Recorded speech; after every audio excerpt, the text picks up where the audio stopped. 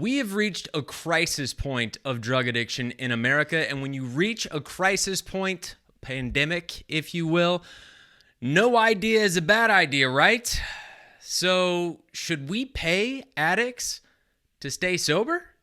I'm JT. I'm in my mid-30s, have a 10-year media career, and nearly a decade of sobriety. So how did another middle-class kid turn into a blackout drunk and a heroin junkie? More importantly, how did it change, and where do we go from here? This is my story. Yes, in the news. This comes from NBC News. The current governor of California, Gavin Newsom, at least at the time of recording this, is proposing that the state of California pay addicts to stay sober they're asking the federal government to do this through taxes, through Medicaid. Now, there have been similar programs through the federal government that do this involving military veterans. The news report says that these have been somewhat successful. And again, I always reference when we talk about success rate and sobriety that all the numbers are pretty bad. So you got to take relative success for what it's worth. The way the current program is the addict gets a card, like a fillable money card or bank card, and funds go into it as they provide more and more negative drug tests. Means they test, they're all good, they get more money in there. And it is not, from the programs they've used before, it doesn't seem like a ton of money, totaling in a few $100s.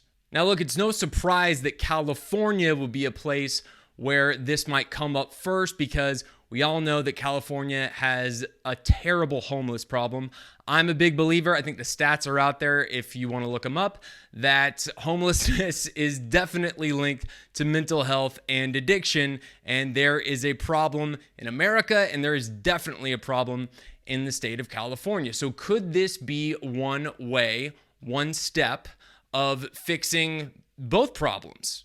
Look, I am for anything that helps people stay sober. I think that having money, having a positive reward system will help someone's self-esteem, can help the addict's self-esteem. And I think that's a great thing. Like I said, it doesn't appear to be a huge amount of money. You don't want it to be too small so that it's ineffective, but it doesn't seem like anyone's breaking the bank. However, as I've detailed before here, money cannot solve sobriety. It cannot solve what's going on in the addict's heart and the addict's mind, the addict's emotional state, the addict's spiritual state. And I've got some questions. Would treatment be part of this as well? You know, like they actually have to go to treatment along with providing the tests. That obviously costs more money. That's more resources. That's more that you've got to depend on the addict to be able to do. Are they doing that on their own? Are we providing them other resources to make sure they're getting that extra help? And then how long does it last? And what happens when the money stops flowing? Is this a situation where the person just gets enough tests and then they're cut off? You might have situations, you can look these up, where it appears that sobriety rates are good in the early going, in the first few months, even in the first couple years. But what happens after? Again, what other resources are being provided? Where else is the addict getting the help besides just the money for providing a negative test? Or does the money just keep going? And do we want that? I think we've got a lot of stuff we got to work out with the rest of the welfare state before we start adding money and don't know when we're going to be cutting it off. Also, would alcoholics be covered under this? You know that I believe that alcoholics and drug addicts are the same thing. So would they be able to receive the same kind of treatment? It can't be the exact same thing, because an alcoholic may not be taking drugs at all. I don't know how you do it with a breathalyzer or a pill. I know they have resources now, these types of things they can hook you up to make sure that you are not drinking. I would want them to be lumped in with that too. I think even if you look at it, alcoholics might even be more of the population than drug addicts, even though we are in this pandemic of drug addiction. You know, in the end, I think I just need to see more. I'm totally open to trying something like this. Like I said at the top, we're in a crisis. In a crisis, there are no bad ideas. You can throw whatever at the wall. But if this is going to be coming from the government, the money, ultimately that's our money. And if you live in the state of California, again, remember, they're asking for federal funds to do this through the state, through Medicaid. And I don't know if you do this with state tax dollars. Should that be what we're doing it with? If it's just for that state, can you do that through Medicaid? I'm not the expert on that, but I think these are questions we need to ask. We can't just say, oh, good, we have a way to help treat addicts, so let's do it.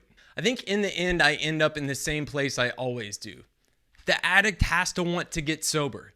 The money is never going to be enough to get them sober alone.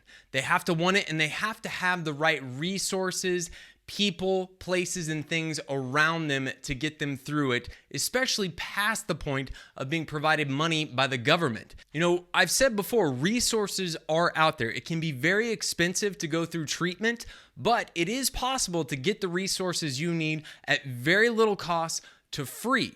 On the other hand, the more programs we have, the more ways and means of getting and staying sober that we are providing as a society, I think that hopefully that will drive costs down because treatment is so expensive, even though I think it is possible to do it without expensive treatments. Maybe this will drive up the supply. That will make the cost come down. However, in the end, I think other outside forces have to step up. Churches have to step up more. Organizations, nonprofit organizations, schools, all have to step up more. I think a lot of them want to. And in some of those cases, maybe we need the government to get out of the way a little bit.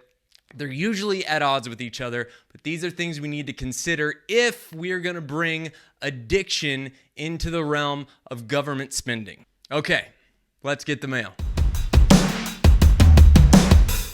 Mail today is from Facebook. This was Susie Wheeler with just a general positive comment on one of the recent videos. Susie says, "It's so great you talk about this. So many people want to keep it under the rug, not talk about it. We need more conversations about the struggles and the life after addiction. God bless you." Susie, thank you so much for the feedback. I completely agree. That's what this is all about. And I don't think we can talk about it enough. You know, I can even get cynical at times. And I think, man, everyone's talking about addiction now. Everyone's talking about sobriety. It's not even hip to be sober anymore because everybody's doing it. It's gone beyond trendy, right? But I have to temper myself because I know that what Susie's saying is the actual truth, is that we still don't have enough awareness. We still don't have enough open vulnerability. That's why I'm doing it. That's why I had my dad on here to share with you guys. That's where I got my vulnerability from. That's where I got my ability to talk about these things, my willingness, my openness to talk about these things.